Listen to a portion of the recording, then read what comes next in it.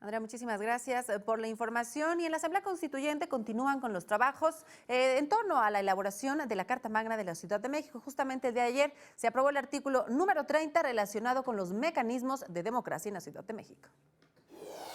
Los habitantes de la Ciudad de México cuentan desde ahora con mecanismos para que su voz sea tomada en cuenta. Se trata de los mecanismos de democracia directa, iniciativa ciudadana, referéndum, plebiscito, consulta ciudadana y popular, así como revocación de mandato. Esto forma parte del artículo 30 de la Comisión de Ciudadanía, Ejercicio Democrático y Régimen de Gobierno.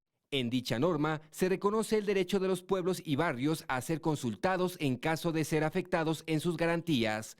Las y los ciudadanos tienen derecho de proponer modificaciones a las iniciativas legislativas que se presenten. Asimismo, establece que todas las propuestas deberán ser tomadas en cuenta. Sobre la iniciativa ciudadana se garantiza que los ciudadanos puedan iniciar leyes, decretos y reformas a la Constitución ante el Congreso de la capital del país.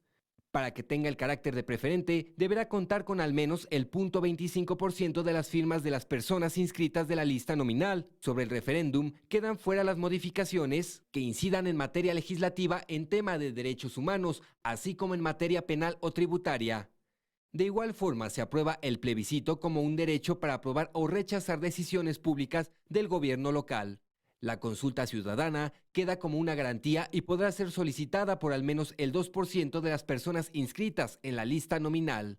La consulta popular está definida para los temas de trascendencia en la ciudad y podrá ser convocada por el Congreso local a solicitud del 4% de los ciudadanos, el jefe de gobierno, las alcaldías, comités ciudadanos, pueblos y barrios originarios. Con imágenes de Jorge Barajas e información de Edwin Hernández, 21 Noticias.